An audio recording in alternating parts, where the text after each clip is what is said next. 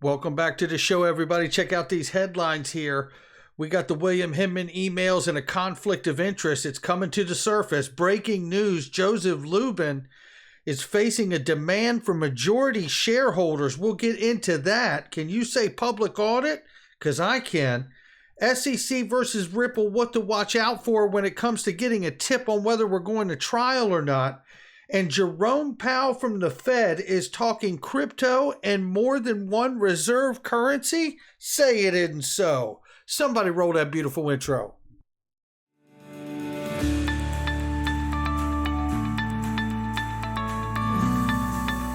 Digital Perspectives with Brad Kimes. Come on in.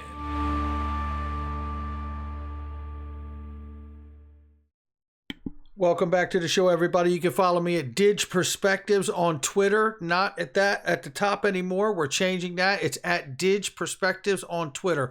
$1.928 trillion market cap for crypto, ladies and gentlemen. It's March 2nd, 2022. Welcome to the show.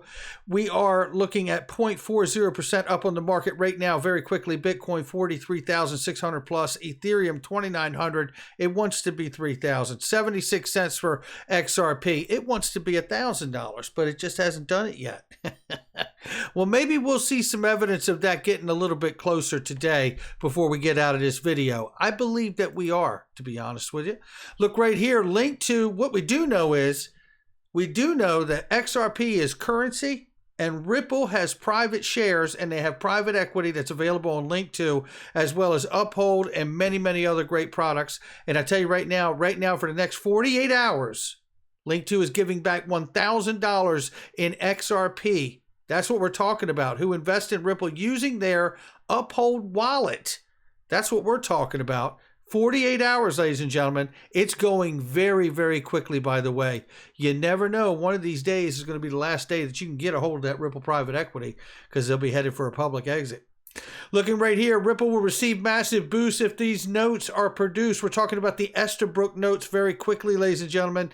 You know that these were notes from back in 2018 when Brad Garlinghouse met with Elad Roisman and other officials at the SEC, and he knows and testified, Brad Garlinghouse did, that there was comments from Elad Roisman that he was apologizing. He had to come in here. He did not feel that XRP was in fact a currency. Now, on another front, which is Empower Oversight, Jason Foster.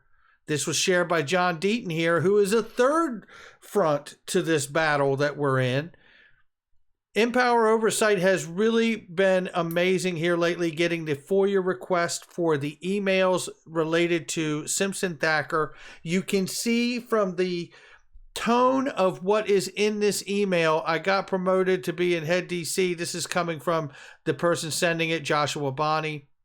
Not sure what office head does, but I guess I will find out. And then he says here, is there a headache for your coming to the ad hoc next month, which is a meeting, if folks from Simpson Thacker are there? So you can see that there's already this adjustment, and there's many, many different emails here, also on Crypto Law as well. Shout out to them as well, that are posted right here that suggest that they are working around what they understand to be a conflict of interest for Bill Hinman. That right there is exactly the way we get it from John Deaton here, who says they'll be posting another 25 emails of Hinman retrieved from Jason Foster's Empower Oversight. Notice how sensitive they are about the appearance of any conflict. Hinman tells him, our ethics folks were resisting my attending the Simpson Thacker was going to be present. So there you have that. Now, look, there's going to be a lot more coming out too. This is just the beginning of a long slew of information that's going to be coming to light. And breaking news, this is just coming to light too. A majority of ConsenSys shareholders are now demanding an audit under Swiss law to investigate serious irregularities. The group alleges MetaMask and Fura were secretly given away to J.P. Morgan-backed entity via illegal transaction through Project North Star. Oh, do tell.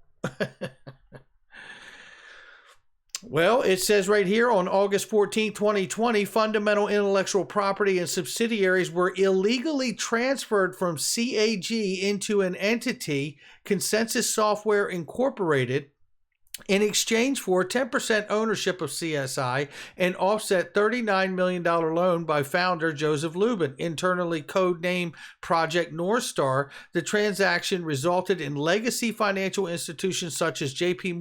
Chase acquiring an influential stake in MetaMask and Infura, two of the most widely used infrastructure tools in Ethereum. 1 year later, this intellectual property was used to raise funds for CSI at a valuation of $3 billion, with rumors of a $7 billion valuation for the current round. It goes on to say, Joseph Lubin is the majority shareholder of both companies.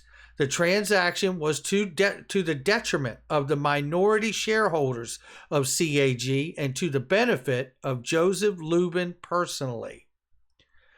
This is damning. This is very damning, and this is outside of the corruption and the impropriety that we have seen from Joseph Lubin working with the SEC and everything that we know to date. And I've got even more for you to take a look at here.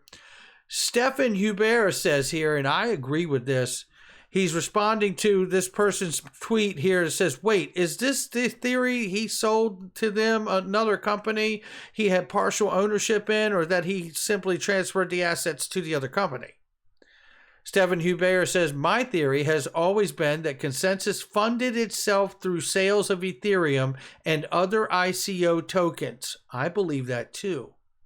Since this is not allowed in the US, he disguised it through the AG here in Switzerland. Now that ConsenSys wants to go public in the US, the tokens had to somehow get past authorities. You know, which he goes on to say here, which was done by selling them below value to JP Morgan, who in return invest in ConsenSys. You know, if something exactly like this didn't happen, I bet you dollar to donuts, something very close that rhymes with it did. And he better have a better answer than the one he's got here for Brad Garlinghouse at Davos in 2019. Listen to this short clip here when he's asked about how he runs the company treasury and his own treasury, for that matter, after trying to dig on Brad Garlinghouse. Check it out. To return to a point that, Brad, you were making, Joe, it's been said that you are one of the biggest Ethereum holders. It has been said. I've heard that. Yeah. Yes. Based on no data. How do you go about managing your treasury within ConsenSys and your own personal one? I guess no comment. We personally, in terms of ConsenSys, we are a small fraction of the Ethereum asset and all the assets on the Ethereum platform. So he's slipping into the verbiage of we are decentralized because we're a small fraction of that particular network, which I absolutely want to see an audit to, because I don't believe that that is accurate. Now, that's my belief from the digging that I've done. I believe that the whales that Joseph Lubin, that we played the video many times on the channel, you can see it on my Twitter feed, you know, Joseph Lubin explaining how to disguise your identity and your accounts in a pseudonymous way, right? So, you know, him having the majority of shareholders now pressing for a demand for a public audit under Swiss law is really, I believe, what could become a very real catalyst to really get the SEC and the Department of Justice, because I believe this is not just a civil matter, but a criminal one as well. We shall see. I bet you one thing, we'll follow it closer than you can imagine. I'll tell you that, we'll be on this thing. Is it safe to say we don't see a joint pretrial ordered for Ripple and the SEC, shifting gears now within the next 4 weeks? Then we're not going to trial. Also, does this mean if it's not going to trial that there won't be a summary judgment?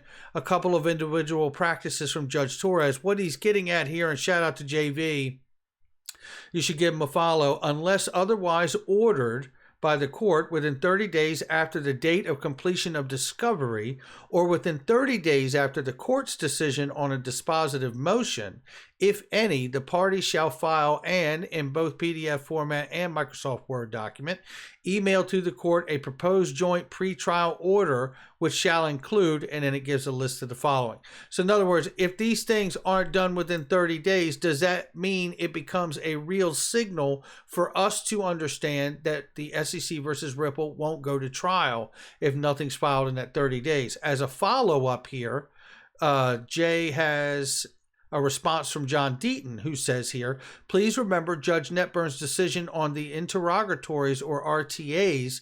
She ordered the SEC didn't have to respond to one or more of the ROGs or RTAs related to the fair notice defense until 30 days after Judge Torres issues a ruling.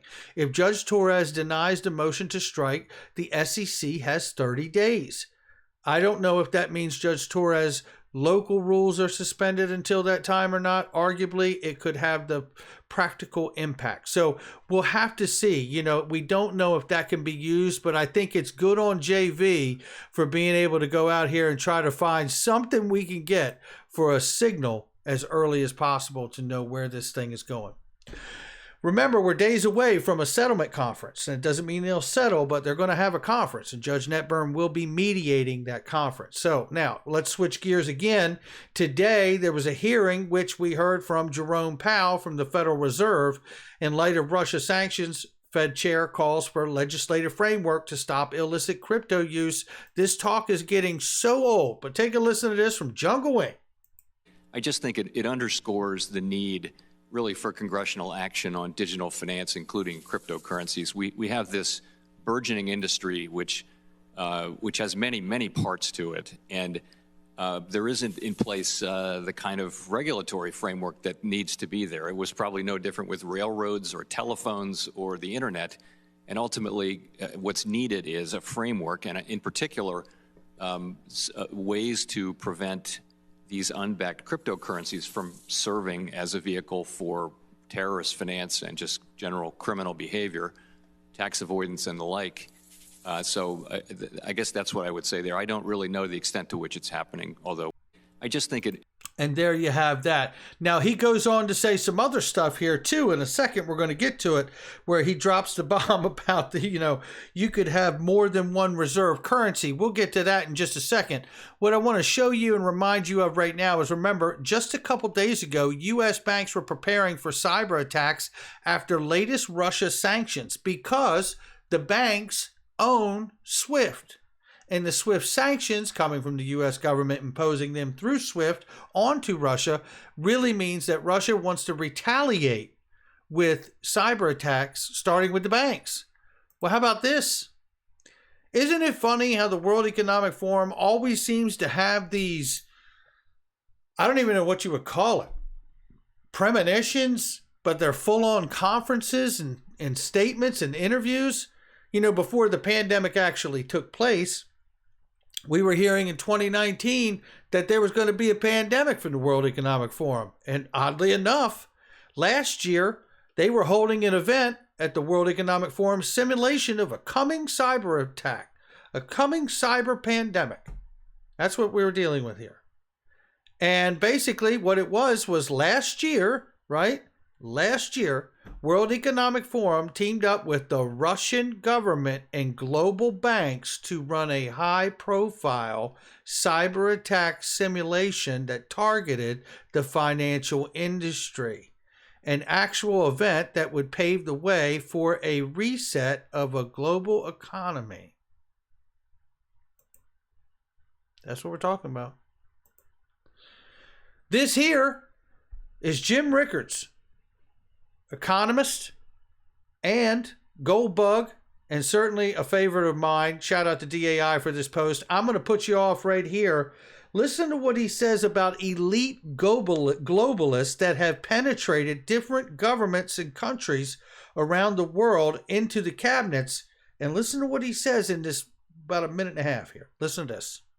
Like I said, John, more than 189 elite agents have slowly wormed their way into leadership positions across the board. Now, just very quickly, because I wanted to say this, when they're going to show some people's names and faces, and I want you to ask yourself how many faces and people they talk about that he mentions do we talk about almost weekly, if not sometimes daily, on this channel. They now sit at or near the head of the IMF, the World Bank, and even our own Federal Reserve. They also control much of what happens at the central banks of China, Russia, India, Brazil, Canada, and Europe. As you know, these institutions form a kind of global superstructure. It forms a kind of snare net encircling all nations. Their leaders aren't democratically elected. They're not accountable to you and me. They're beyond the reach of government and citizens, and yet they hold the fate of the global financial system in their hands. To get a sense of how they operate, imagine an array of floating spheres. One sphere is labeled IMF. One is labeled Fed. One is labeled Bilderberg. One is labeled Wall Street. One is labeled central banks. One is labeled intelligence agencies. One is labeled media, and so on. The elites inhabit all of these spheres, and together the network forms a kind of 3D Venn diagram. As I see it, regardless of what sphere they inhabit, the elites all share the same vision: one world order, one world taxation, and one world money. All of their actions are geared toward moving that agenda forward. Now, are you able to share the identities of these elites with our viewers? We've identified more than 189 individuals who are in many cases hiding in plain sight. Regardless, they all share the same vision: one world order, one world taxation, and one world money. A short list would include Christine Lagarde, Managing Director of the International Monetary Fund, IMF; Mark Carney, Governor of the Bank of England; Raghuram Rajan, Vice Chairman of the Bank for International Settlements; Haruhiko Kuroda, Governor of the Bank of Japan; William C. Dudley, President of the Federal Reserve Bank of New York; Agustin Carstens, Governor of the Bank of Mexico; Janet Yellen, Chairman of the Board of the Federal Reserve System; Mario Draghi, President of the European Central Bank; Zhu Min, former Deputy Managing Director of the IMF; Zhou Zhiuquan, Governor of the People's Bank of China; Robert E. Rubin, Chairman of the Council on Foreign Relations. This A-list of central bankers and other elites is just the tip of the iceberg. So there you have it. Now, Christine Lagarde, Mark Carney, Augustin Carstens, now at the BIS, Dr. Rajan, which, by the way, I got to ask the question to at Swell 2019, actually asked a man. I wanted to ask a question about globalization. If you could talk about the idea of the old concept of the bank or coin and a neutral asset being in place of a global reserve status of the dollar, and possibly that being XRP. You know, what you're asking for is whether there's a possibility of a global currency, and to some extent that's what Libra was trying to do. And as I understand it, that's different from what XRP is trying to do. And the reason is as follows. As soon as you go to maintaining the value, right, some kind of stable coin, a whole set of regulatory concerns get triggered. I have to make sure that there is corresponding financial or real assets backing this notion of value that they seek to maintain. And there you have it. If you haven't had a chance to check out Cryptonaires, go to cryptoperformance.io, give your email. You can watch it for free. It's gotten rave reviews. But that was me talking to Dr. Rajan in 2019, asking the question about XRP serving as a bridge currency. Notice he didn't say no. He just chose to talk about Libra, which was the hot topic at that time. Now, we're getting tight on time, so let me go here. This is from Great Reset-info, and this is Augustin Carstens telling you why central banks' digital currencies are a great idea. On CBDC, in particular for the use of general use, we tend to establish the equivalence with cash, and there is a huge difference there. For example, in cash, we don't know, for example, who's using a $100 bill today. We don't know who is using a 1,000 peso bill today. A key difference with the CBDC is that central bank will have absolute control on the rules and regulations that will determine the use of that expression of central bank liability. And also, we will have the technology to enforce that. So we'll have the technology to enforce it. We're going to know who's using it, which means it's programmable, and we can take it after we see what you bought with it. That's what we're talking about here. And listen, if you ever wanted to know whether we're really going to go to this place, we're going to this place. You know, there's a lot of pros to this digital world, right? There's a lot of pros to this new world. And there's a lot of cons too. We should be aware of them all. But take a look right here, because Jerome Powell does it again. Testifying today, Jerome Powell says it is possible to have more than one reserve currency. Gold Telegraph says history is playing out right in front of our eyes right now, and I believe him. I absolutely agree. We're reminded about the Federal Reserve Board is seeking comment on a plan to introduce a two-tiered system, or a tiered system, I should say. And I actually have the full article right here, I believe it is. Yes. So, no, it's right here. I wanted to show you this. Where is it at here? Yeah, yes. The Fed preps a tiered system for evaluating fintech access to services, basically meaning that the Federal Reserve Board is seeking comment on a plan to introduce a tiered system for evaluating whether to grant access to its accounts and payments network. That's what we're talking about. And I want to add to this, because this right here, if there's a bull case for SIPs rocketing to the moon and taking on SWIFT, which is China's payment system, there's also a case, maybe even a stronger one, of Ripple's RippleNet messaging service doing the same. Yes, the same Ripple that's being sued by the SEC, which is why I believe that that is also a legal process to get legal precedent, to get a legal decision on that case, and also to have an audit process on Ripple, the company, and XRP and the ledger, the tech.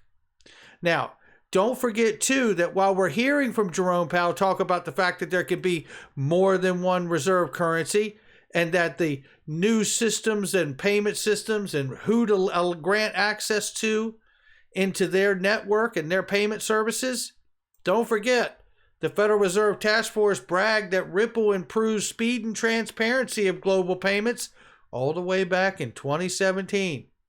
After 2 years' worth of work, it was set up in 2015, the Federal Reserve released its Faster Payments Task Force action plan for bringing faster payments to the United States, highlighting Ripple's ability to underpin the next generation of cross-border payments. And I urge to tell you, I believe that is what this lawsuit is really all about.